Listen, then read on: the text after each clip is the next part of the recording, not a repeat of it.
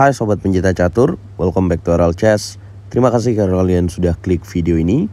Pastikan menonton terus sampai habis dan supaya kalian gak ketinggalan berita terupdate dari dunia percaturan. Sekarang kalian klik tombol subscribe dan nyalakan lonceng notifikasi. Terima kasih buat teman-teman yang udah subscribe dan dukung terus RL Chess. Dan kali ini kita akan bahas partai dari babak ke-6 Oslo Esports Cup Meltwater Champion Chess Tour.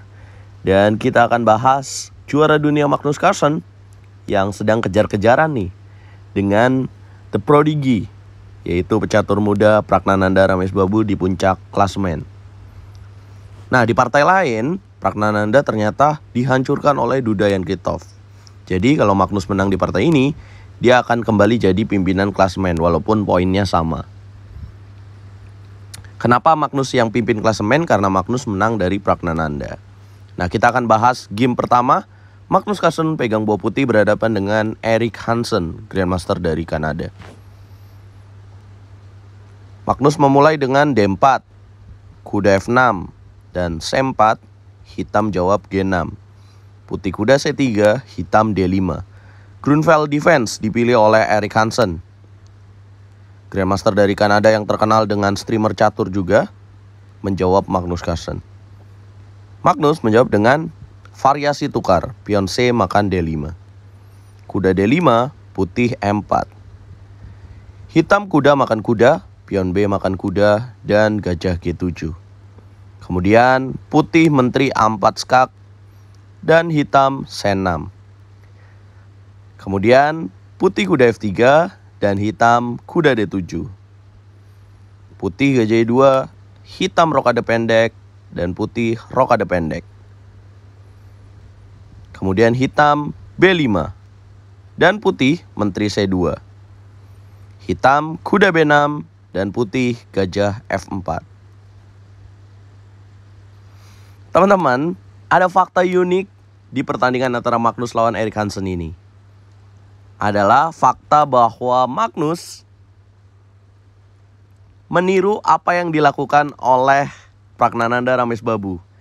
Di babak sebelumnya, Erik Hansen dikalahkan oleh Pragnananda. Dan salah satu partainya, ketika Pragnananda pegang bola putih, dia melakukan variasi yang kita tonton ini, teman-teman. Dan sepertinya Magnus melihat bahwa apa yang dilakukan oleh Pragnananda itu cukup bagus. Dan dia menirunya di partai ini. Yang jadi perbedaan adalah ketika jawaban berikutnya, yaitu gajah G4.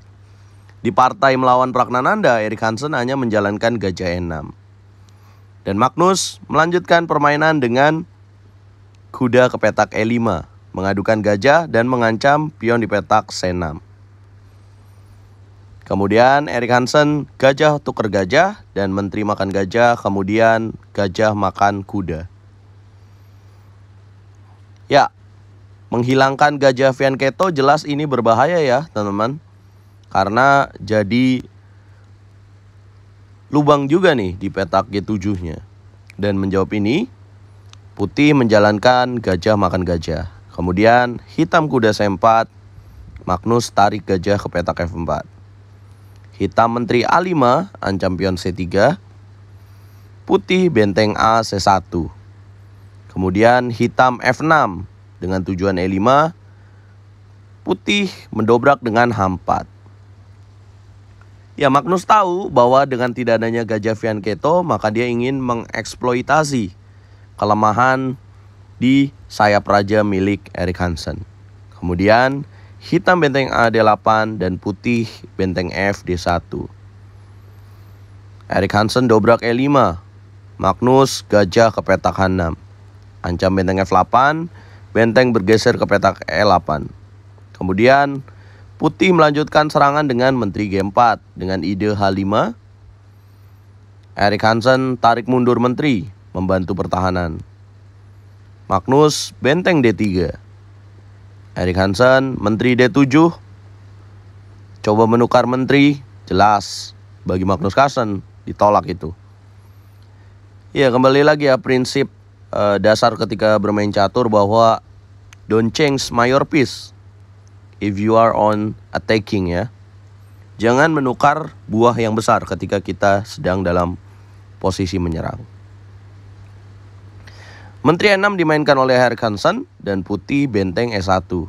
Ya, karena Menteri E6 bertujuan dengan pion E makan D4 dan mengambil pion E4. So, putih mengcover pion di petak E4. Hitam benteng D7, putih dobrak F4.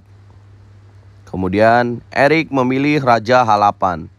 Lihat evolution barnya teman-teman, ada kenaikan dan dipastikan dengan evolution yang seperti ini, maka putih akan menang. Kembali lagi, challenge untuk teman-teman yang sedang menonton. Dalam posisi ini, apa langkah terbaik yang harus dilakukan oleh putih? Coba pause dan komen langkah terbaik menurut kalian. Yes, tepat sekali bahwa langkahnya adalah pion F makan E5. Kemudian pion F makan E5 dan benteng F1.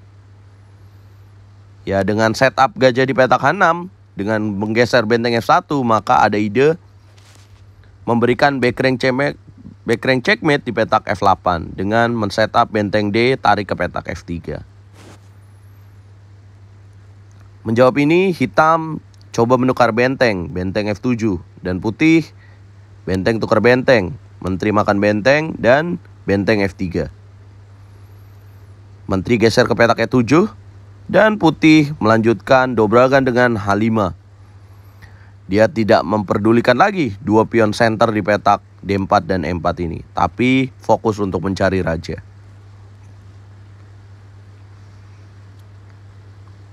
Sebentar, kayaknya perlu dijelaskan juga ya, mengapa tadi hitam harus menukar benteng ke petak F7. Mengapa hitam tidak mengambil pion di petak E4? Ya, semisal pion E makan D4, maka putih akan benteng D F3. Dengan ide backrank checkmate. Ya, how to defend this position? Of course, hitam harus menarik bentengnya, benteng D D8. Dan bagaimana putih melanjutkan ini? Bisakah kalian lihat apa langkah terbaik untuk putih? Yes, tepat sekali bahwa putih bisa melakukan menteri C7 dengan ide mengancam mati petak G7. Tapi bagaimana jika hitam tetap kekeh dengan menjawab menteri E5? Menjaga petak G7. Apa langkah terbaik untuk putih? Yes, tepat sekali bahwa ada langkah menteri makan benteng. Boom. Yang jika dimakan maka akan tewas dengan benteng F8. Skakmat. Ini teman-teman yang akan terjadi jika hitam mengambil pion di petak D4. Oke, kita lanjutkan kembali lagi ke partai aslinya, di mana hitam menjawab dengan benteng F7.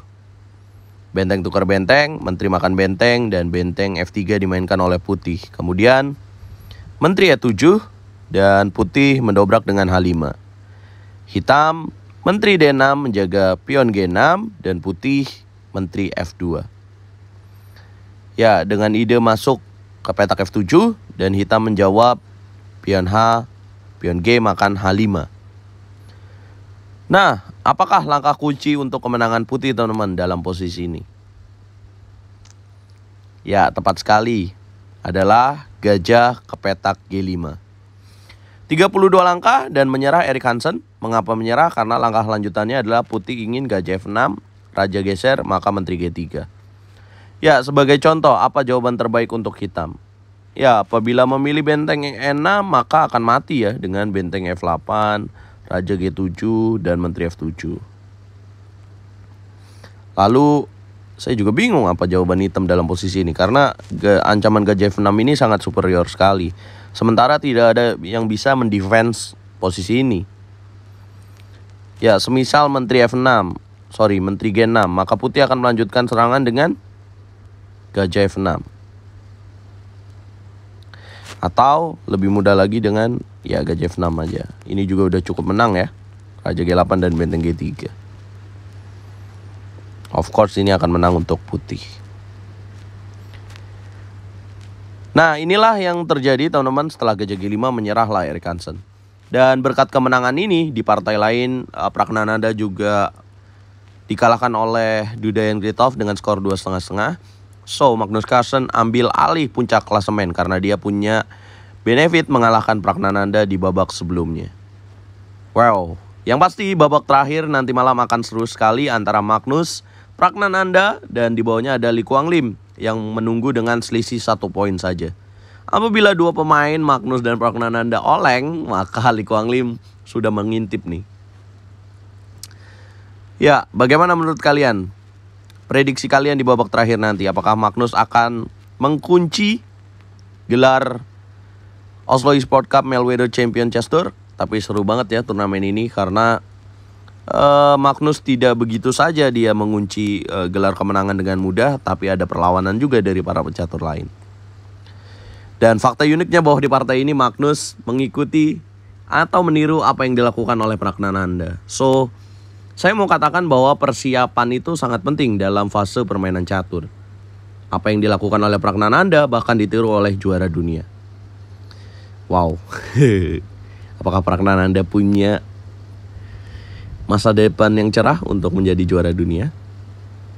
Wow, pastinya. Kalau saya sih dukung Praggnanandha nih untuk jadi pemenang di Oslo Esports Cup. Kalau kalian dukung siapa, guys?